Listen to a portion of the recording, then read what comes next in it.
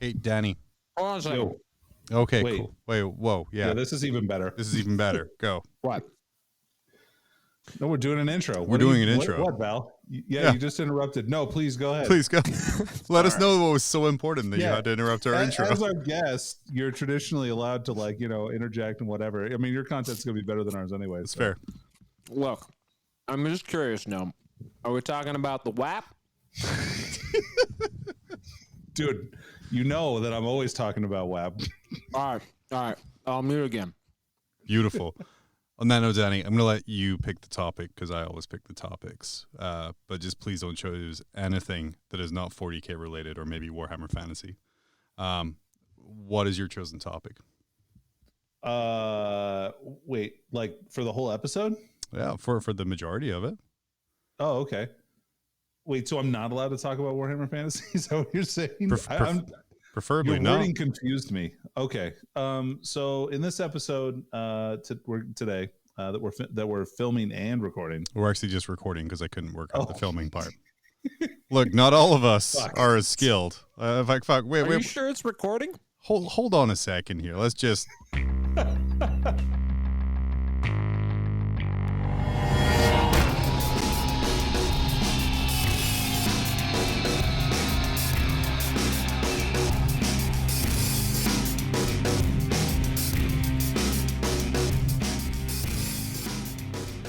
We were going a little long on that old intro there, so we had to kind of cut it off there.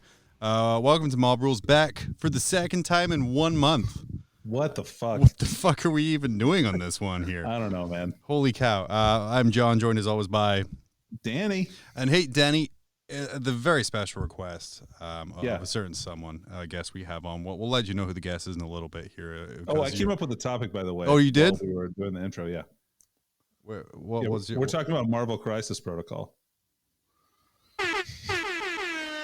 Yeah, no. I mean, we could, but I mean, it's what it is.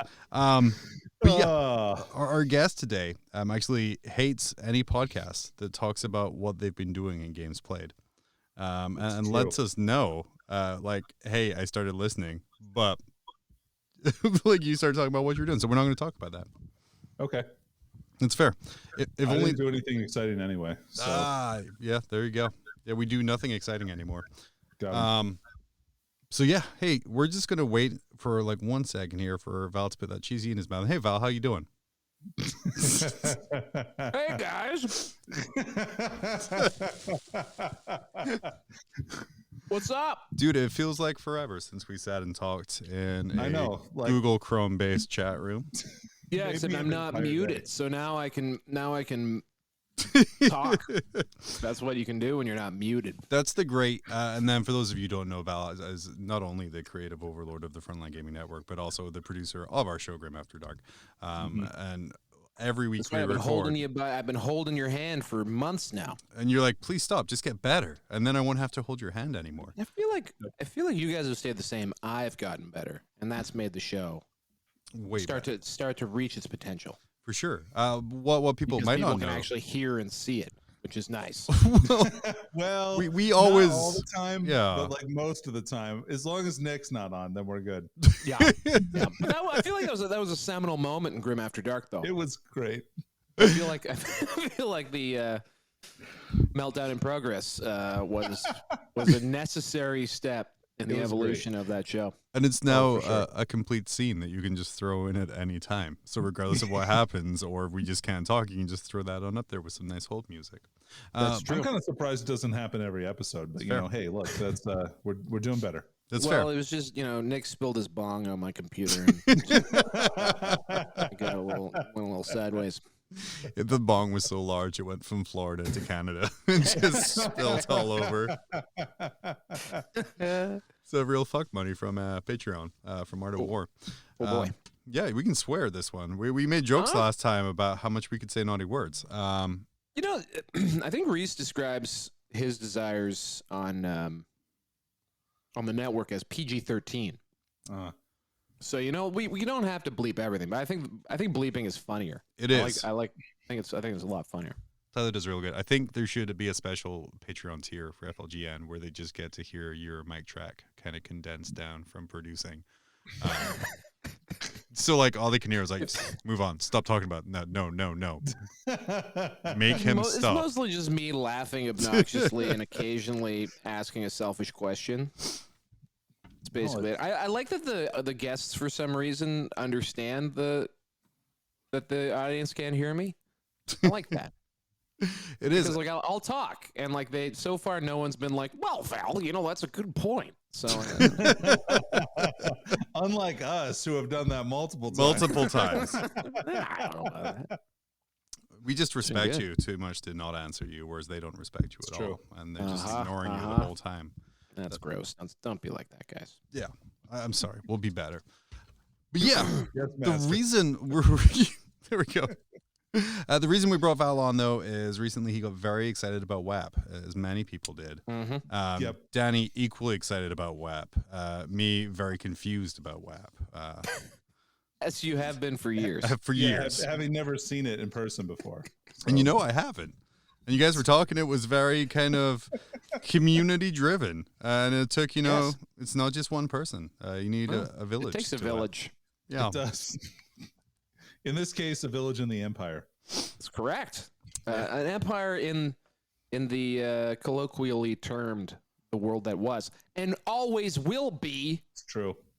Is it always going to be if it's blown up? We're talking about the old world. You S the F up. There's been like a few different versions. Shut is a swear word where I'm from.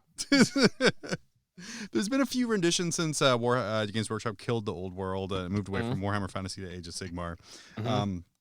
So there was like Ninth Age, I think, was one of them there. There's some sadists who just kept on playing the existing edition of the Warhammer. Cool. Which hot take? So just little background on why are we talking about Warhammer Fantasy? Well, I have tremendous ADHD, and I had a lot of things I had to do in the last couple of weeks. So rather than do those things, I thought I'd read and listen to as much Warhammer Fantasy content as I possibly could. So Thank I God have for just the mountain. Pardon? Thank God for the mountain, right? Like right. Hey, dude. This is the best mini wargaming content I think I've ever seen. And it's not really on mini wargaming, so that's probably why. But I mean, so that leads me to a thing I want to maybe set here. I have this thing where I've always noticed that like all the competitive 40K guys used to play fantasy and kind of reluctantly switched to 40K. And even so, like the Gaming with the Mountain channel is shot by the Mountain. He is an anthropomorphic mountain. It's not a person. Blocker Robs. He is not a man. And they shoot in one of the studios where my parents met, actually, in the basement of that place. I believe I told that anecdote on this very show. No way. What? You did not tell that. Did I not tell that? Maybe I told Steve. I don't know who I told that. Mini Wargaming is obviously in Welland, Ontario, obviously. Of course. Okay. Yeah, of course. A former steel and pipe mill town, which my mother's family was from, and they as a steel town, they you guys don't know what the NDP is. Doesn't matter. Look, there was a political campaign. The headquarters of the political campaign was in the basement of a flower shop. That flower shop used to be where Mini Wargaming now is. My parents met there. So sorry, and I just want to make sure I understand. You were conceived in the basement where Mini Wargaming is? Yes, on top of the mountain. But anyway, so this has been a long segue to try and get back to the point I was trying to make, which is like even on that bastion of we wouldn't be caught dead trying to win a game. The Mountain and his little sub channel here, every game is, I wouldn't call it like, clearly they're not tournament tuned, but every game is set up under the pretext of trying to win it, which is foreign to me in that context. So I've been impressed. So I just wonder, like, fundamentally, Danny, whoever the other guy is, that's our producer. Is that something that's true? Was fantasy fundamentally more of a competitive game, more of a tournament style rule set? So it couldn't. It was and it wasn't. Like I think that it definitely had a really big competitive following. I mean, so for example, like one event that I always went to, like every single year, And this was one of several events in California. I went to Quake City Rumble every year, which was usually about 100-person tournament. And what era would have this been? When would have this happened? So this would have been, let's see, in like between 2009 and the year that Fantasy died. So that was that like 2015. Yeah. Mm-hmm. So, and this is north of the 49th parallel? No, this was in California. Yeah, in California. Oh, okay. Yeah. So California had a big event. There was at least, I mean, you had several 100+ person events every single year for Fantasy easily. Yeah. Plus they had a master circuit, which was, did you know that? I made a screw face there, everybody. What that means is I went, master circuit, like a higher tiered. Yeah. So you had circuit. Yeah. So they did it for a couple of years where you had to qualify based on regional performance, and then you would be selected as a person from your region to go to this big Masters event in the Southeast. Was this an independently organized thing, or was this a Games Workshop thing? No, it was most everything was independently organized for Fantasy by the end, because Games Workshop stopped releasing content for Fantasy more or less. And imagine porting that over to like 40K, where only the top 1 or 2 people per state were invited to go to this tournament. What was it called? Like Warhammer Fantasy Masters? Yeah, it was a master. It was it's the U.S. Masters. Isn't that a tennis tournament? Well, it was, so the idea was stolen from, they had Masters events in the UK and also in Australia. Mm-hmm. And I think in Australia was also, they invited people from New Zealand as well. Well, but, just to be polite. They were, yeah. And so they had their own ranking systems. Like there was Fields of Blood, which did a ranking system, I believe, for Fantasy Battle. And then I forgot what the name of the other ranking system was. But I think they still use it for Ninth Age, which is another kind of like Fantasy Battle spinoff. Although now, like, it's almost unrecognizable from its former like roots, which was really heavily based in Warhammer Fantasy. They split a bunch of the stats up and really made a bunch of changes. There's not any fluff that kind of like backs the kind of old world fluff, which is one of the most attractive parts about Warhammer Fantasy to me. But why do you think they did that? Because like Ninth Age kind of came along as like, well, you can stop our game, but we'll keep playing it and we'll fix the rules. To now where you have this sort of thing where it's like not even Warhammer anymore. Fear of cease and desist, I have to assume. Yeah. I think it had to do with like they were like, hey, we're gonna make our own thing now. Like actually, FGW, I guess. I don't know. May I? John, I noticed you trying to host a little earlier. I'm just gonna grab the reins here for a hot second, because I just want to put us into some context here, because this is an absurd topic. This is an absurd topic for a podcast. A 40K podcast. 2021. A 40K podcast, nonetheless. Absurd. It's a game that's been dead for 6 years, and it was probably dead more or less in the popular view before that, even. Hence why they exploded. Wasn't the rumor that like the paint range was outselling Warhammer Fantasy at the end? I heard that the popsicle stand was doing better than Fantasy towards the end. That's exactly what I said. If you don't release any content or support for a game, like it's probably not going to do well. So, oh man, bro. So this is the thing. Like I've been going deep on the history of all this stuff, like how it all got rolled out, and like just looking at the model release pace and stuff. Like, so there was 6th edition, which was I'm looking at Dan to make sure I'm not regurgitating this wrong, but 6th edition was the Cleave. It was like Warhammer 2nd to 3rd. They sort of rebooted the whole thing and came out with Ravening Hordes, which was like sort of index 40K when they did the 7th to 8th transition. So basically a full reboot. And then they took like, it looked like 10 years or so. Like it was a long ass time that they were in 6th edition. I guess no, it was like 5 or 6 years that they were in 6th edition. It was a good amount of time. I don't even think they got through all the books. And then they went to 7th edition, and they had like this, by the way, this really reminiscent of what we're going through right now. Right.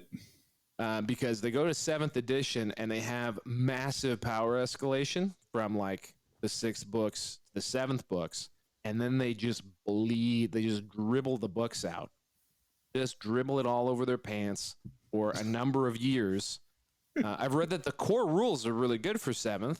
I know nothing about this, but I agree with that. But that the books, because they were so spaced out, that it was just like the game was just off balance for a long time until 8th, which again, I've read, fairly nice game, good game, and then almost fully updated, and then this really exciting campaign series called The End Times, which, as an outsider, I've always found it funny to me that no one saw it coming. Well, right. No, and fair enough, right? Like, I think people were like, oh, cool, it'll be a new world, right? But like, it'll still be square bases, right? Like it always has been for the last 30 years.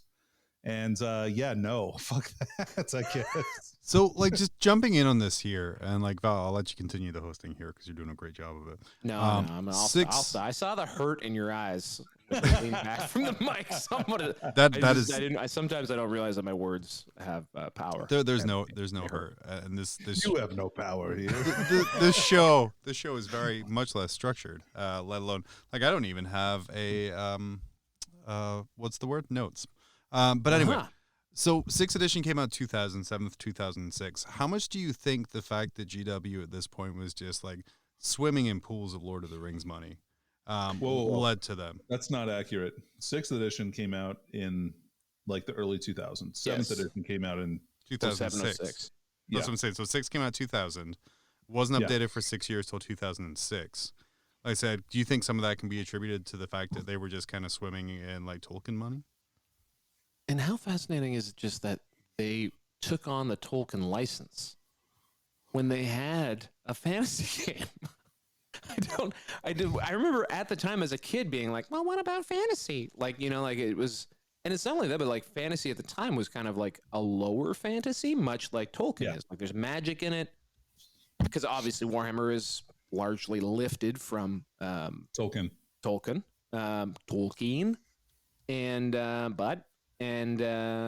So it always seems strange. They kind of split their user base between people who like their IP and Tolkien IP. Mm-hmm. Yeah, and it seemed like it was a head scratcher. And then they, the other thing though, guys, I think something super important to point out is because we're talking about how shitty it sold. However, the launch of 6th edition corresponds with the last and also 3rd edition reboot, but specifically the launch of Warhammer 6th edition, so that reboot of fantasy, corresponds with the last biggest rally of GW stock since before the 8th edition rally that resulted in the astronomical valuations of Games Workshop now. But in those days, like I think I was looking at the charts, something like it quadrupled or so, or quintupled, which is nothing compared to what is done these days. But still, it was a massive boon. Like there's clearly their sales were doing very, very well. Yes, they had the new line money as well. So Games Workshop's chugging, and then something happened in 2007, 2008, 2009. I can't remember exactly what it was, but kind of. Oh, I know exactly what it was. Go ahead. There were 3 army books that came out that just totally broke the game. So Drakari, Admech. What was the other one? So funny story. It was Dark Elves, Chaos Demons, and Vampire Counts. Oh, there was another army book. Actually, it was a campaign supplement. I think it was called Global Financial Crisis. Oh, sure. Okay. Fair. Just reset the whole thing. Like it was nuts. That's pretty good. But that broke the game. They ruined the game. That broke its back, and they basically, because 7th edition didn't last very long, honestly. Really, I think it lasted until 2009. Yeah, because 2009 is 8th edition. Yeah, you're right. Yeah. So, and then I've even seen people talking about how, like playing, and this is actually a really cool perspective I find, like reading about a game that no longer is trapped in this schizophrenic, like constant state of evolution and churn.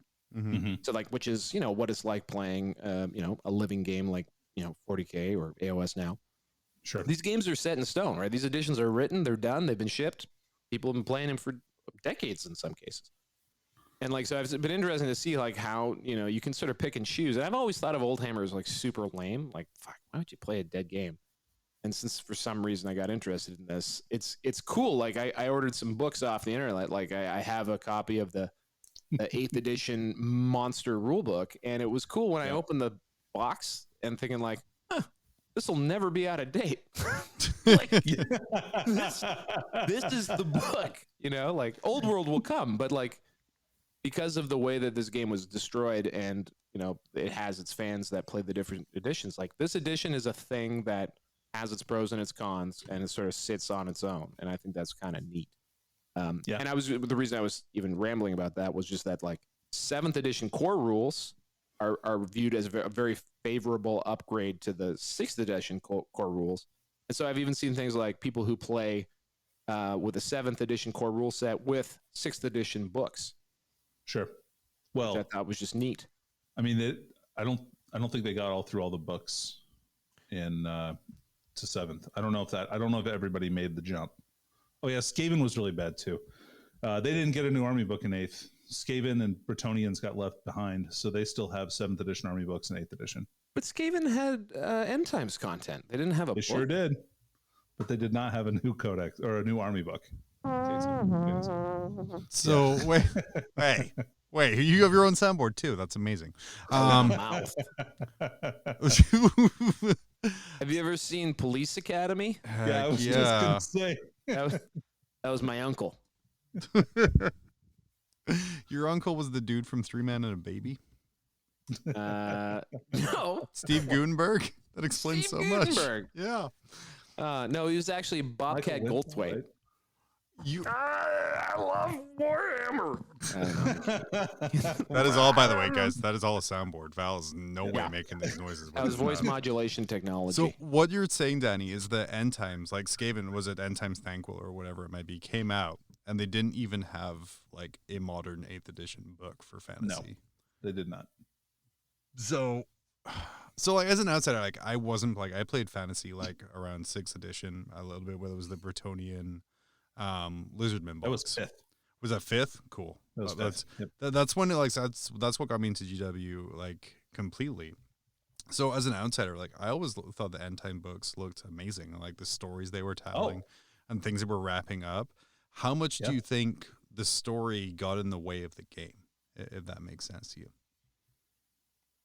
I guess, can you clarify your question a little bit? No, I can't. I'm annoyingly vague. Then John, I have no fucking idea. Of course you don't. But no, like, so like they had this amazing story to tell. And so like, they're like, there's a Skaven book where there's been no Skaven rules forever.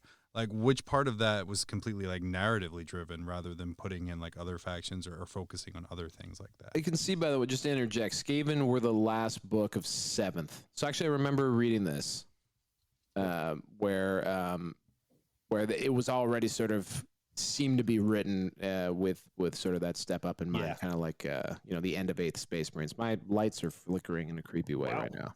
Just keep mentioning Skaven. That was the ghost of Warhammer Fantasy coming to rattle their chains. Well, so yeah, and that book kind of fit a little bit better into 8th. It still wasn't perfect. I think they had something crazy like a 6 or 7 page FAQ for Skaven. Yep. Like that, but they never got the new like formatted army books, which were all hardbound instead of softbound and full color instead of black and white, with a few color pages attached. Oh wow, that was a technological advance in color? 2009. Yeah. Wow. People rag on GW for like being behind the times and not going digital. That's the hardcover of an 8th edition book. In case you guys wondered what that might sound like. I would say for people who are like ragging on GW for not going digital and being behind the times when it comes to books, like you're showing it's to color. It's been forever. They just went to color 12 years ago. And I guarantee there was at least 4 meetings discussing the merits of going hardback and color for their $60 books. 4 meetings. Yeah, there's probably like a War of the Roses inside.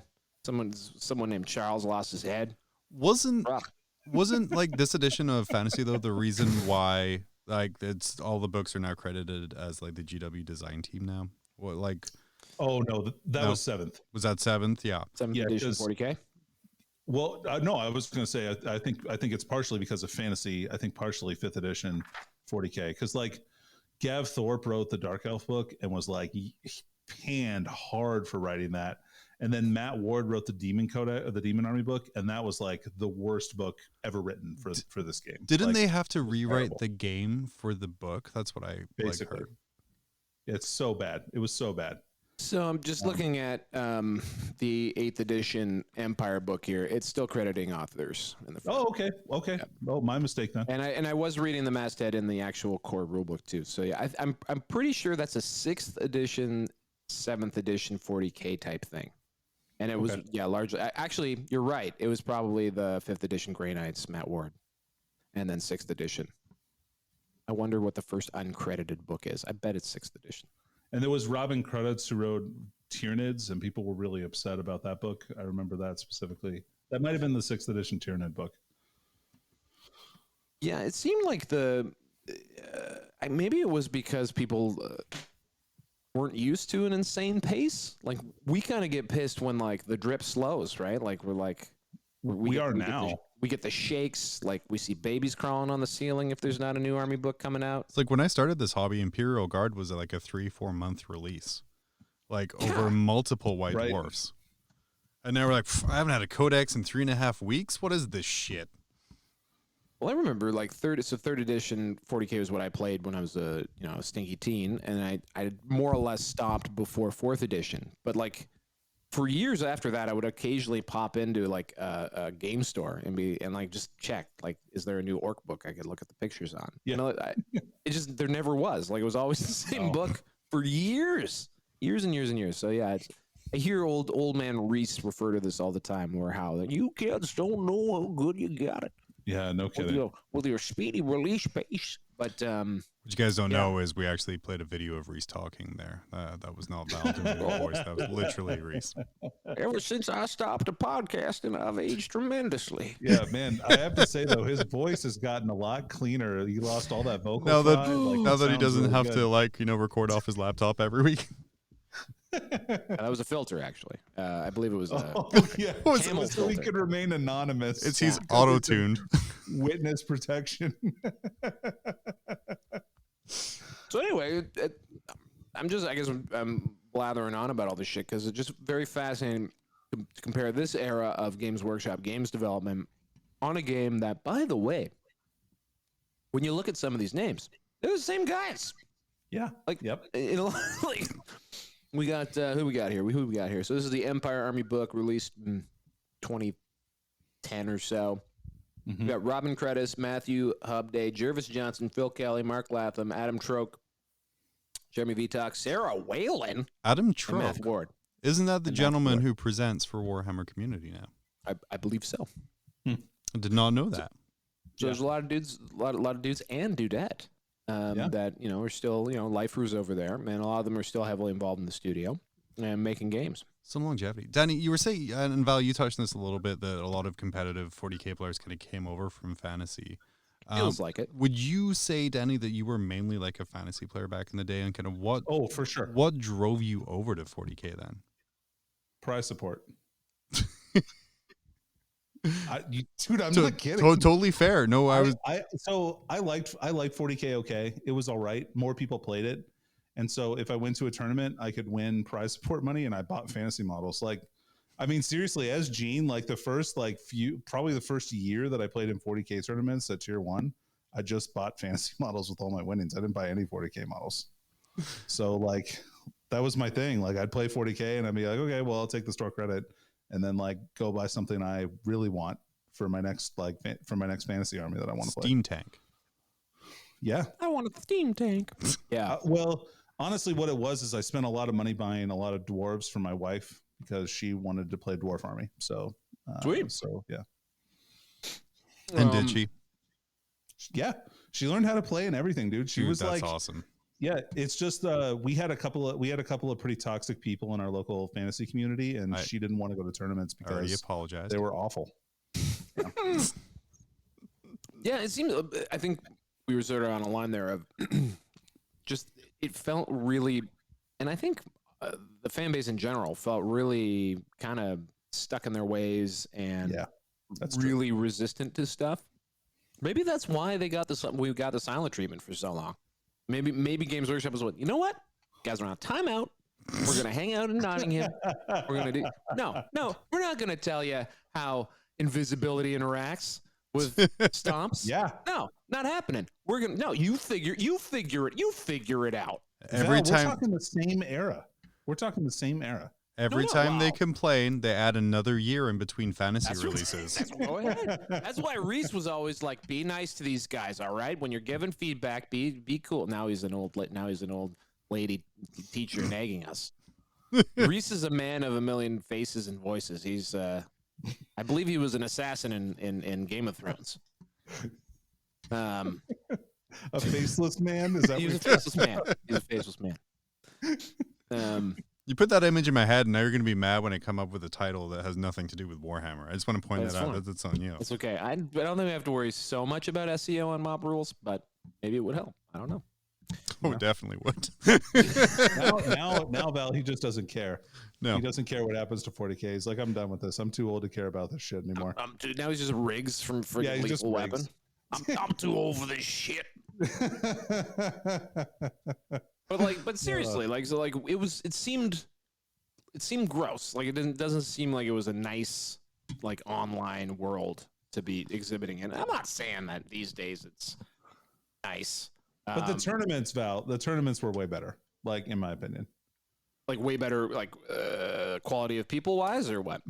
I mean, sure, yeah, I agree. And they were also like that's not my words; those are your words. There's a lot of there was a lot more drinking, if that makes sense. Like so, flagons were going around. All of your models are on little trays, so you can be a little less, shaky with the movement. No. Oh, they were skirmisher drinkers. No, John, you had to be precise. That was super important. That was, oh man, if you want to see me get like nitpicky about some shit, ask somebody to wheel their unit and then where they end up, and let's talk. Because I'll be pissed. I got a compass out and protractor. Let's do this. How far was that movement? I can see your face right now. Like just the point at the table. Like no, you cannot make it. Get away with it like once, and then I'd start putting my finger down where their tape measure ended, and I'd be like, no, it's not going any further than this. Like super passive aggressive shit like that. Like I'd have to because. But like that game is like is movement potentially 1 1/4 inch. Like movement is super important in fantasy.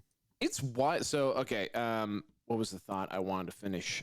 Shit. Oh, one. I mean, this is a game where one army is literally drunk. The dwarves are just always wasted, and another army, which is an army I am desperate to get my hands on, high on mushrooms all the time. Just fucking stoned out of their minds, hallucinating and tripping balls. That's awesome. I think, and like that is, they literally eat magic mushrooms to do magic with. It's awesome. There is also nothing better than a couple of fanatics jumping out and just fucking up your entire line by going the wrong way. He's just freaking out, man. He's just having a bit of a bad trip. And what does he do? He picks up a ball and chain and just goes out in a spinning blaze of glory.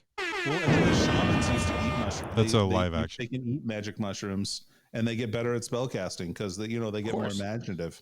Yeah, like it makes sense. You can see the color. You can taste the rainbow. You could literally taste the rainbow. That's right. The forest goblin shamans used to let spiders bite their tongue. And so they were infused with the venom, they would hallucinate off of being like high on spider venom. It was like licking frogs. It's beautiful. It is an amazing thing. Where was the online Hans, Danny? Like back in the day, because like 2000, 2006, we're starting to like message boards, things like Bolter and Chainsaw things. Important. Where was the Warhammer Fantasy good place? So the hardcore tournament players were at warhammer.org. Jump on the way back machine right here. Yeah. It might still exist. Like for real, it might still be there because it was the home of the ETC for a long time. .co. .co.uk. Someone else has the warhammer.co.uk URL. Something like that. Games Workshop owns it now. Okay. It went right to GW homepage. Beautiful. Anyway, so that place, Warseer, Portent were big fantasy places too. Although less good. I remember Portent was really was where I went for rumors. Yeah. To look at like. Do you remember? I don't know where the photos came from. What did they do? Develop them? Friggin' take them down to the library, scan them in. Scan them in. How do you get photos into the computer box in those days? How depressing were the rumors on a release schedule of one edition every 6 years, though? What kind of rumors were you getting? I mean, you're looking at like less than an army book, like probably 2 army books a year. 3. Yeah. Like a quarter, you get a release. Let me see here. 8th edition. So 8th edition releases in 2009, I do believe we said, right? Yeah. 8th edition was a little bit more picked up because they wanted to release all the army books. Except if, the first army books I see released here. It released July 2010. The first army book is Orcs and Goblins in March 2011. Can you imagine that? That's bizarre. Okay, yeah. And then they have 3 and 20. I mean, they're on a blazing pace. Yeah, they're doing about 4 a year. Oh nope. 2012 Empire. 2012 there's 2. 2013 there's they're going on a blaze of glory. There's 5, and then 2 more dwarfs. Wood elves. There's a good trivia question. Final Warhammer army book. It was Wood released. Elves. Yeah. Pour one out for them. I played them in my last 8th edition Warhammer tournament. I remember specifically. In a touching tribute to the old world, Danny brought his wood elves. A touching tribute, he brought the latest hotness to a tournament. Yeah, but the joke is on you, John, because that was like a year before the whole edition ended. So like, right. That's when they were getting excited for the Book of Nagash. So, but that tournament, like, it was the last event. We all saw the AOS rules, and we're like, it was like one person described it as an Irish wake. Like, because everyone was just getting super drunk and depressed about like their favorite game going away. So I might say that I think we've painted a nice, I don't know what the word actually means, but I'm going to just call it a pastiche of the history of Warhammer. It's surprisingly interesting and in-depth conversation, and people are going to be very disappointed, but also happy. I'm gonna be upset. This is what ADHD does, guys. You go. I don't know. There's no words that came out after that. It's all but I soundboard. got super into reading about this shit. So you just said you went to an Irish wake. The game is dead. 8th edition. Yep. Good night. It's finished. Done. And then there's this thing that happened. Where people, we were kind of talking about before, where people kept playing in very small numbers, like the communities and groups that are still engaged in this are like thousands, and like I don't see a lot of, if that, I don't see a lot of activity in a lot of these Facebook groups I've been poking around in and Reddit groups. The never nudes of the Warhammer. Never nudes. There's tens of us. There's tens of us. But they're out there, right? And very specifically, there was an attempt, I think, by some to carry the mantle of whatever a 9th edition could have been. There's 3 games that appeared to try and fill this square base void. Kings of War, which is a new fluff, new mechanics type game that's supposed to be sort of rank and flank type action. Longtime listeners know how I feel about Mantic, so yeah, we can brush past those. Don't even care. I'm just recapping. We have the 9th Age, which ETC, so the European Team Championship, again, much like maybe this is where my idea that fantasy was the real players game. ETC, the big tournament was fantasy. I don't think it really was 40K. It was created for that game. For sure. And I think a lot of the players like dragged their feet over to I know that, like, in Canada anyway. I know Chris Haynes, Canhammer, the venerable podcast, was a Warhammer Fantasy podcast. I used to listen to it all the time because it was one of the better. Oh man, that was another thing. There was a lot of good fantasy podcasts. They're nowhere to be found anymore. They've all been taken down. I can't find shit. Yeah. There's a couple good ones of people just sort of like, keeping a vigil. I've been enjoying. I can't remember. Oh, The Old World Lives. I've been really enjoying that too. Some very nice people talking. I think they're Finnish. It's unfinished to me. But anyway, and now, because we're really lubricated. I think we've warmed up and this conversation is feeling good, I discovered something called, unironically, WAP, the Warhammer the Warhammer Armies Project, which I've, in the few times I've commented about it, I've tried to change it to 9 WAP so that at least I don't giggle every time. How many of them there are? Like, I mean, they're out there. I mean, there's people out there trying. The old WAP. They are. So like, well, not 9th. So that's basically 9th edition. And this is a guy who actually started 10 years ago. So before the game was even dead, because he was bringing back to life some of the books that had been neglected. Dogs of War. I think he wrote A New Bretonnia. So he was basically updating books that clearly weren't coming back. And then when the game ended, he just carried on creating a new edition. And this me taking over this podcast stems from being like, hey, Danny apparently likes fantasy. Have you heard about this?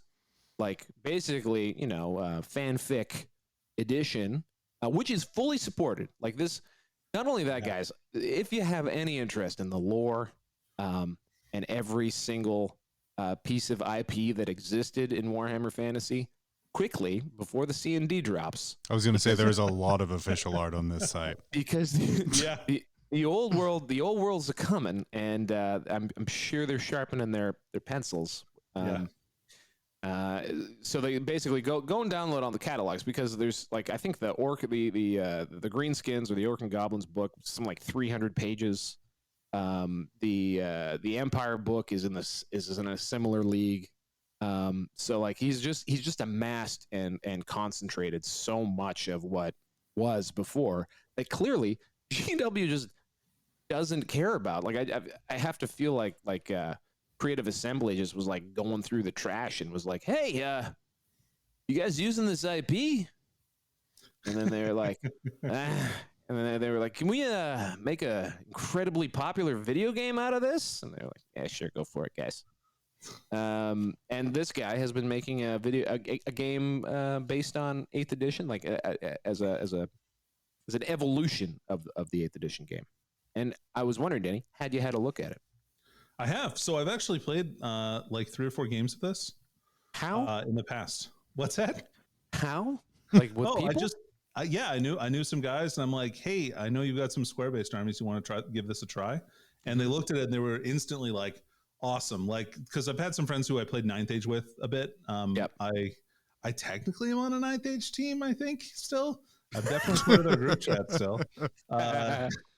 Wait a minute. But anyway, this is a 9th Age chat? Oh.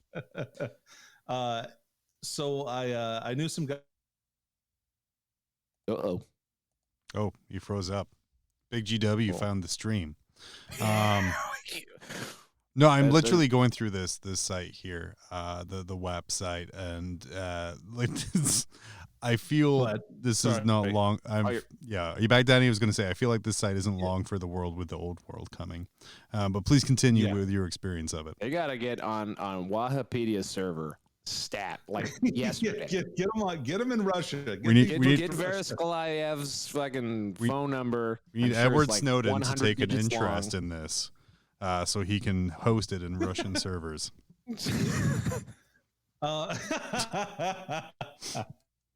But yeah, so I knew some guys at Square Basis. We all really like to play Warhammer Fantasy, and so I'm like, hey, let's throw down, try these out, take a look. And so they were all excited that this was like more the fluff and background of Warhammer Fantasy than 9th Age has kind of morphed into. It was a little bit easier to kind of slip those shoes back on, so to speak, to get back into the game. Oh yeah, I mean, and the blatantly stealing all of it it's a good move. I mean, it was prescient, really. I mean, well, I think the 9th Age guys are probably like, shit, why did we do that? You mean we could have it's stolen all of it? Oops. But yeah, it's really fun. The rules changes are more balanced, and I like that they've added some of the cooler Age of Sigmar units to a lot of the different armies, so you can run those as well. You haven't seen that? Well, I guess I'm just not familiar enough to pick up on stuff like that. Like, for example, let's go to the old. Well, Empire obviously doesn't have anything cool. What about the like old for green? instance, they added Gore-Gruntas into the Orcs and Goblins book. Like the big. Okay. Yeah, like the big boar riders and the orc brutes from there as well. I think the Maw Crushers in there too, the big wyvern. Yeah, I guess they might be able to work. Yeah, I think. I mean, it fits like kind of seamlessly into the range still, because I mean the Black Orc models are the same as the Iron Jaws ones. So, I mean, it looks all fine together. Like my Dark Elves, for instance, I added the like the Kennerai and the Melusai, so the Medusas and the Harpies. Mm-hmm. And there was Medusas and Harpies and Dark Elves before, so it's again like straight ad. But yeah, that kind of stuff is really cool, and they look great with the ranges, and you get to add some new models to your army, which was fun. Yep. Yeah. Yeah, just as I was saying before, so the Orc and Goblins book here is 236 pages. Let me just see if this is actually if I'm being hyperbolic about this or not. Gravity, no, what the fuck? 9th edition for the army. There we go. That one, Forces of Order, Empire. Okay, let's get the Empire here. Empire, 264 Armies Project pages. Yeah. 96 8th edition pages. Yep. So, yeah, a lot of content in there, guys. A lot of content. Like every unit has a full page of fluff before its rules. Which is the way it used to be, everyone. In case you didn't know. I didn't know. Did you you feel like he might have applied for a job and they said no, and he's like, well, I'll just make your game better anyway. I get everything to me, and this has actually been one of the reasons I think I've been attracted to sort of going for a little romp in the old world is, well, one, it's very nostalgic for me, like, even more so than 40K, because it was when I first started playing Warhammer, my friend was like, nah, don't play 40K. That's for dummies. I was like, oh, really? Yeah, it's too easy. You should play Warhammer Fantasy. And he played Undead. And he later played Eldar and destroyed me in both games. But so like the first it was just models easier in one of them.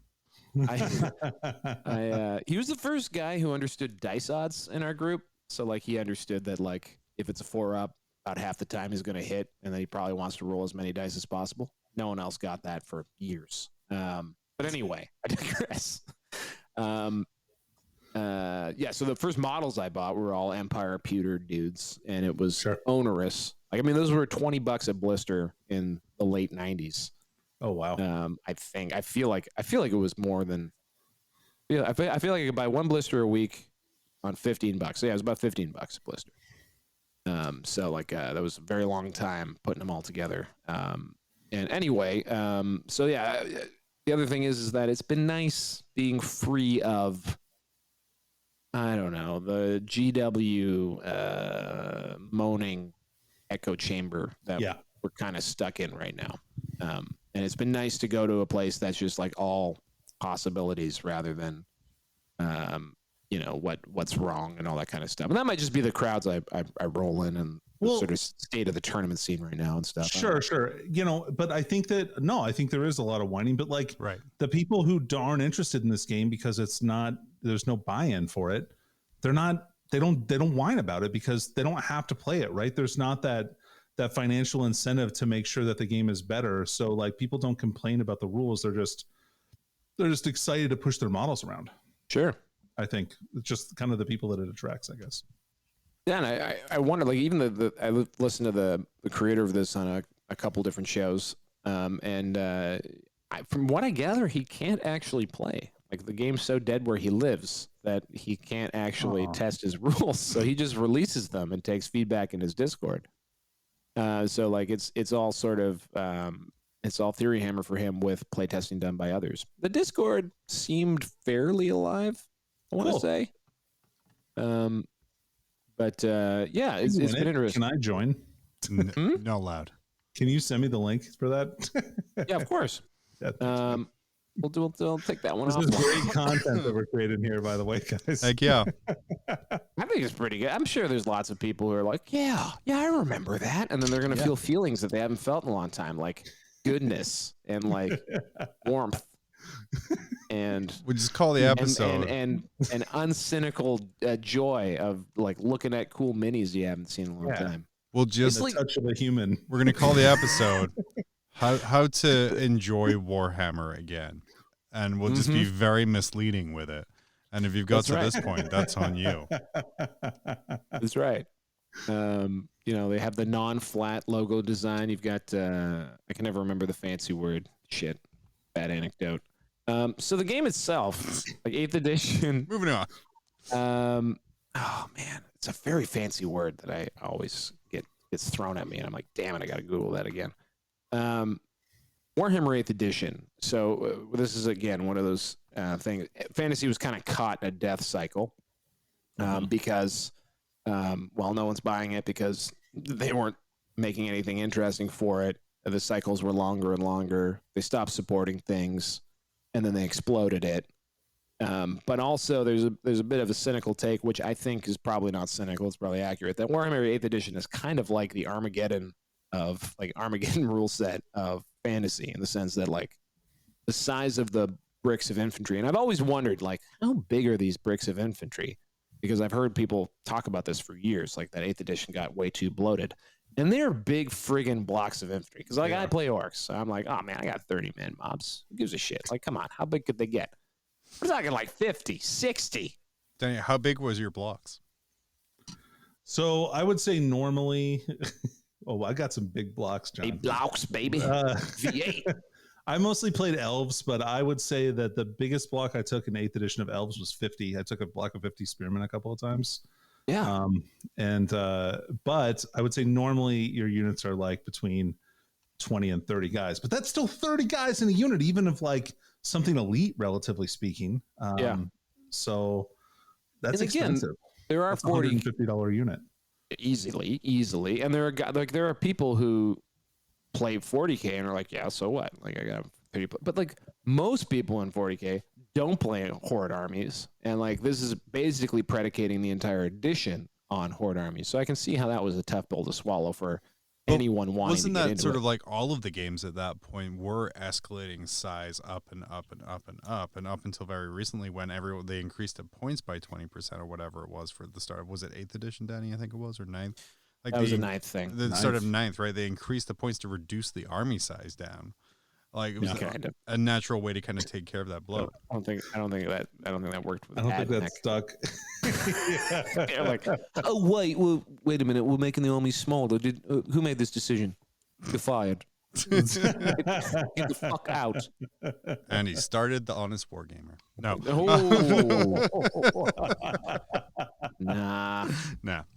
Nah.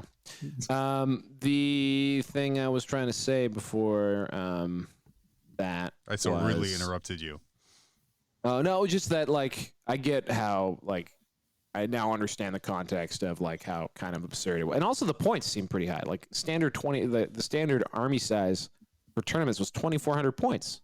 Yeah, 2,500 points. So like on top of like there being like, because that's another thing I kind of thought about. I was like, hey man, if the army if the thing was that there is too many models, why not just like play with less points? Okay, but the thing is it's slowly crept, right?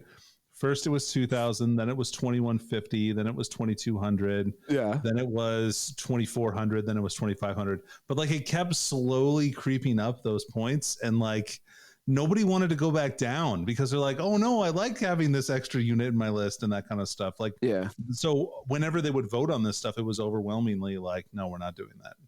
And so there's an argument made that because I kind of want to make a podcast series with Peter the Falcon called "Who Killed Warhammer Fantasy," and I like there was an episode, like who killed the electric car? That's for all you kids out there. That was a documentary made probably in the year 2002 or so. Tom Hanks was in it. And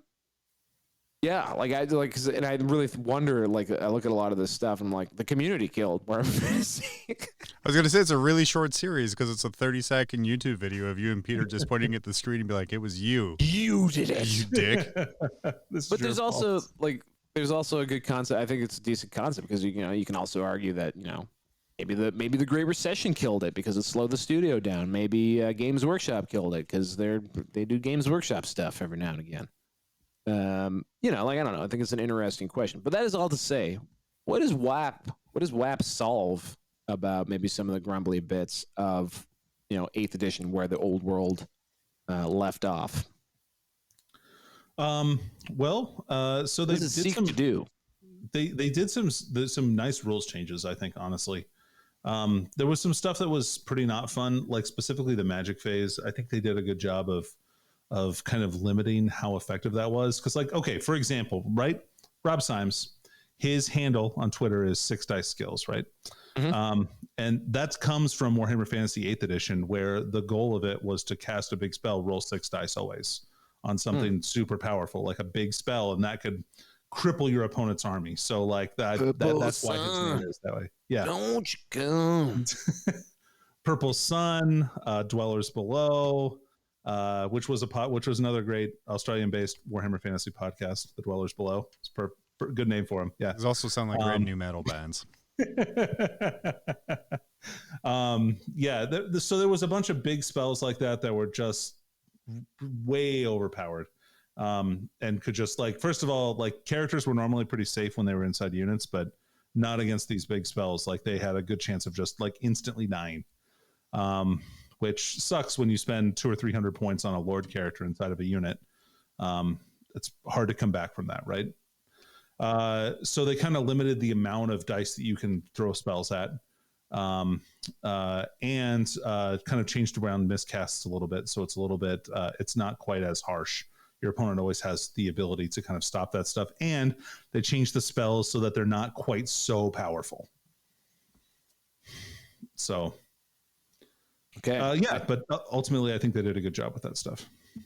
That's cool. Yeah, because like obviously I'm so not obviously, but in this fever dream, I haven't been following the used model scene as much as I once did, but then obviously now that I got the fever for this antiquated line of miniatures, I got myself an Empire army. I ordered it from a guy out in Winnipeg, Manitoba. And he sent it. It's actually here. It's behind me in that box right there. It's a very large box. It's a large box. What is that, a refrigerator box, Phil? That's right. It's a mini fridge of Empire models. Yeah. But no, it's a good size for us, and a lot of it's painted. I value painted miniatures tremendously due to my extreme laziness and lack of ability to focus on anything. So I just, as I'm doing that, I'm like looking at it. I'm like, immediately, like as I was just thinking about, like, I want to play a game of Warhammer Fantasy. I don't know how I'm going to do it. I'm going to find a way to set up a game with someone who isn't gross. And I mean, I'll compromise on that. Maybe I'll go for the mountain. I'm coming for you, mountain. Coming down to Welland. Reclaim my mom's former town. Look out. Even though I've talked a ton of garbage about mini wargaming. Although I've always appreciated them for being employers in Welland, Ontario. They need the labor. Well, hey, they're innovators, Val. Like, they were one of the first. They were one of the first. Yep. They're one of the first. They've continued to go, and they have a Warhammer themed hotel now, which is some Airbnb. Gonna stay in the orc room. That's where you and Mrs. Val's next honeymoon or anniversary, just go stay in the Imperial bunker.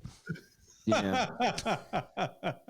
Definitely going to need to bring some gothic dildos just to mood up. It's studded with skulls for her pleasure. That's right. Anyway, so but immediately, because I was excited about the Warhammer Armies project, but almost immediately, I was like, well, you gotta go with the official rules. So I guess just to nearly immediately, I was like, I probably should play 8th edition first. So kind of going from this and kind of like, because what they're doing with WAP is great. They're fixing a lot of the balance issues and some of the imbalances that Danny was talking about, which were like cause a bunch of feel bad moments throughout the game. we do know the old world is coming in a couple years, which is not a couple years, man. I don't know anything about it, but it's not a couple years. They announced it in 2019. It'll be next year. 20, well, it's okay. So even then, it's coming real soon, which is the death nail really for like projects like this, especially ones that use like so much like official art. Where do you think the community goes from here? Because the concern on what you guys are saying is the nice thing about this WAP community is the supportiveness and all this great stuff, and how it's a break from maybe the more toxic official GW community that's coming in right now. But reintegrating all of that back in, what does this do for the game for you guys, or even the setting? Well, I'll let Danny speak more as an actual player in a hot minute, but I will speak as an enthusiast of observing Warhammer subculture, and I will look back to the 7th to 8th transition. I don't know if you guys remember, but people hated 6th and 7th edition 40K so much that they played Horus Heresy. Yep, I have a sizable Horus Heresy army, right? Like for that exact reason. That's messed, right? Like, so that is like, okay, you know what? Your game sucks so bad, I'm gonna give you 4 times as much money. Unless you play the same game with slightly different rules. Unless you're in New Zealand, in which case I'm giving you slightly less money for the same size army. Yeah, that's true. That worked at the time. But I was gonna say some of my favorite memories were Horus Heresy. So Danny. I think. So what I was going to say is, if there's an official version that is supported and not garbage, I would suspect that players would come back to it. That's my guess. Yeah. It's hard to disagree with that, right? Like, and that's the thing, is any game is going to live or die by the community that it has associated with it. So like, if you have players that you can actually play a game with, I mean, that's the game you're going to play. Right. How do you guys think it's going to do when it's released? There's a lot of hype, but there's also, like I said, a lot of people with existing armies, a lot of people who are not going to necessarily go buy in all the way. So this is something too that has been rattling around in my brain. I went back and I looked at I joke that Creative Assembly just took Warhammer Fantasy out of the trash. But actually, Creative Assembly signed their deal with GW, I want to say in 2012. Yeah, they signed it. Like, that game was created before Fantasy was dead. Well before. Well, actually, if like the accepted development timeline for a model range end game is about 3 years. That's about the cycle. So in 2012, Creative Assembly signs a deal to make a Total War game based on the IP of Warhammer Fantasy. You got to think, because 3 years later, AOS drops. Are those two things related? Like, this is so speculative. I have no idea. And if they're not related, how do they connect? Because, like, without a doubt, I think one of the main reason why 40K, well, there's a couple of reasons, I think, that 40K eclipsed Fantasy in popularity. One is something we talked about, Lord of the Rings splitting off probably a good chunk of the Fantasy playing population, Fantasy being under-supported. But Dawn of War existed for 40K. Mm-hmm. Yeah. And drove, like, there's a whole generation of 40K players that came directly from that pipeline of, like, I don't know what percentage of them would convert into tabletop players, but certainly lifelong fans of the IP and of like books and shit. And eventually maybe the models get their hooks in you. And so you have Total War, which Total War Warhammer and Total War Warhammer 2 and soon 3, if I'm not mistaken, have been some of the best selling, most popular PC platform games in this stretch of time, certainly in the strategy sphere. And those people, when they're interested in, like, getting some fucking Bretonnians, or like, hey, I want to take this onto the tabletop, they go and they see a giant, like, war beetle, and it's all this high fantasy shit that doesn't make any sense in the context of the low fantasy world of Warhammer. So they lose that opportunity. And I wonder if the reason why Total War Warhammer 3 was delayed was to line it up with the old worlds and give those people the game on the tabletop that they haven't had access to for the last 10 years. Yeah, I think that makes sense to me. I think that's very probable. Here's another, I would love to know this question. Creative Assembly, did they know that Games Workshop was going to vacate this IP, or did they not know? Because I feel like they didn't know. I really do. Well, if they didn't know, how pissed are they? How pissed would you be? Oh man, I'd be so mad. That feels like lawsuit territory to me. And so with interviews with the creators from Creative Assembly, like a lot of them are huge Old World fans. Right. So they really love the lore and everything else. And so I think they were already bought into it when they started making the game. And that's clear. Like, I mean, especially in the like bromance narrative being painted about like the creation of Cathay and Kislev. You all right? Yeah, I'm just muting to cough off mic like a pro. That's good. I'm gonna mute to cough like John. There you go. Beautiful. Beautiful. Perfect. But isn't GW's development cycle like 2-3 years? Yeah, that's what. Yeah, and you would have to think for like a project this size, then right about the time this license is being handed out, they've already started work on End Times. And they've already started work on what certainly End Times. Like that's for sure. End Times. End Times would have had to be a 3 year cycle. So if it wasn't, so like because we're saying 2012 they ink it. I think Warhammer Total War comes out in 2016 because it comes out a year after I start playing. And I remember thinking, if this shit was out a year ago, I would have never gotten mixed up in all this garbage. I would have been free. I would have had thousands more dollars. I wouldn't know any of you people. I would have just been able to live a normal ass life. I would have just been a guy who played video games, and I'd know all my old friends still. I wouldn't have to figure out what to tell them I did last weekend. It'd be a whole different timeline. But no, Creative Assembly took till 2016. I was fucked. However, so that is the thing. So like, I find this a fascinating question, and I would love to, I don't know if we'll ever get to know, but like, if they didn't, Danny, you seem to think that they didn't know, and I think that's. If they didn't know, that's fascinating too, because how upset would you be? Or would you be? Or would you be like, oh shit, now this is ours. Now we don't have to worry about them being up our ass. I think it's a double-edged sword. I think I think there's rumors that maybe one part of the Hydra doesn't talk to the other head. So licensing might not know what this person is doing over here. And then I think looking at the interviews with the Creative Assembly, imagine you're a giant Old World fan and you're like, you can make the perfect Warhammer strategy game. Also, we're not doing anything with it anymore. So do whatever you want. It's fine.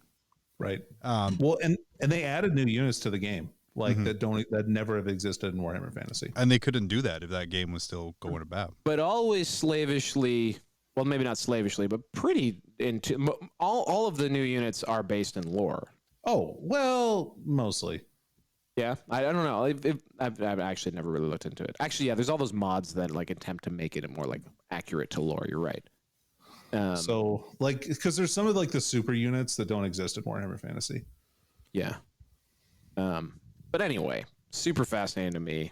And also if they were in on it, if it was like, that would be like cool. This is, I like, sometimes I like to wear the like GW's actually like sees the Matrix and is like fucking 10 steps ahead hat, which is an absurdity to me. But I think they have about as much vision as I do, like, sneaking out of the fridge in the middle of the night to find some snacks without turning any lights on. That's about, or maybe vision.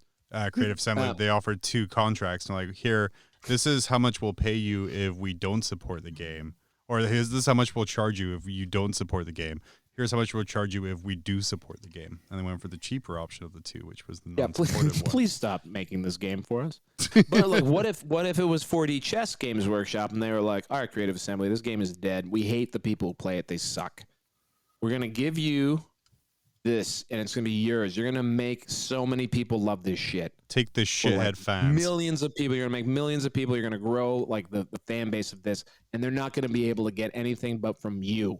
You're gonna have it, and then when we launch the 3rd version, we're gonna bring it back, and we're gonna bring it back, and then all those people, we're gonna just roll around in money. We're gonna have a money party. We're gonna rub it all over our bodies.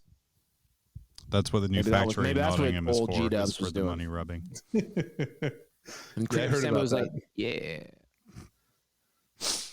Well, I mean, guys, this has been a fascinating chat, and I think we're gonna have to turn regularly into Val's ADHD thoughts of the quarter, because this has turned into a great conversation for like, fuck, I don't play Warhammer Fantasy, I don't follow WAP, I'm not down with the WAP, so I didn't know what the hell we're gonna be doing. This has been like possible. He just likes that dry Warhammer 9th edition, uncut Black Templars content. Demons Gritty, on demons. That's what I want. I want a lot of grit. Viscous Warhammer content is what this guy goes for here. But it was, like I said, a great discussion about GW's business model, kind of like some of the history of the game, and even where you can go get your fix. I'm sure there's probably even a tabletop simulator mod for Warhammer. Danny, again, I'm looking at you. You can't see because you're thousands of miles away. No, there is. There's a tabletop simulator. There's also a program called Universal Battle, which is quite popular for rank and flank kind of games because it's more two-dimensional. Yeah, that was the OG. There used to be 40K version of that too that people played before TTS. Yeah. That was actually all the ETC people were like playing on that. I was like, what the fuck is that? They probably just tried to make 40K work on it. Amazing. Yeah. Danny, it doesn't. And anything you want to add in here before we wrap on up? Just that, I think Val is 100% correct there that they're delaying this release because Kislev is supposed to be one of the armies that's coming out with this. Is kind of like Kathy. Mm-hmm. So, so we'll see how that all works out. I'm very excited to see the old world. Probably the most excited I've been about any war game, like pretty much ever, I would say. Wow, so ever? Yeah, ever. I am. The last time I anticipated something, I said that 8 out of 10 it would be successful because they just can't afford to screw it up, and that was in reference to the Warhammer app. So I'm not going to. I'm going to take a step back from this one. Then. I'm just going to let this one. I'm going to play it as it lies. It is being made by the Specialist Games department, who can hustle like the Forge guys. They also crank out content. Yeah, Titanicus was super solid game system. Unless it's Horus Heresy. But they clearly stopped giving a shit about Horus Heresy because 40K exists now. Like, right. You know, like that was like that was a moment in time for them. So I don't know. That's a different conversation. Perfect. Yeah, that's you guys can talk breathlessly at me about that one. Yeah. Yeah. But I'll be interested to see how it's handled. Will there be a new Ravening Hordes? Will old books be new again? Games Workshop's been releasing old books like you could buy Rogue Trader shit. Will they just release 6th edition? Yeah, it's after all of the build-up, the old world is literally just 6th edition again. Oh, just man. released. I'd be so mad. Well, on that note, Val, thank you so much for coming in here. You're trying to end the show? I am trying to end this show right here. I'm wrapping it on up. Like, I don't know. I mean, we were having a good time. Like, it's super. We got to leave you wanting more and to come on back for things. We didn't even take a single commercial break. There was no whistling ad for people to complain about. Wow. Yeah. Who complains about that ad? So many people. It's our number one complaint. Yeah. So many people. It's like a legitimate bit. Like, that's how I thought you guys could do this show. Is you actually have a bit. Like, it's just comedy. It has nothing to do with 40K. No. It's fantastic.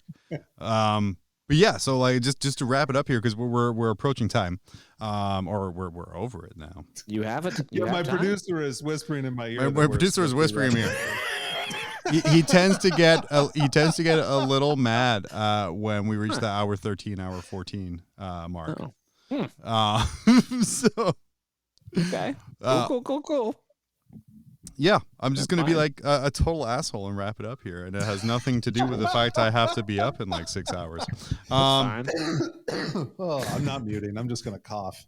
Yeah, that's right. Sorry, I got to use my cough button again.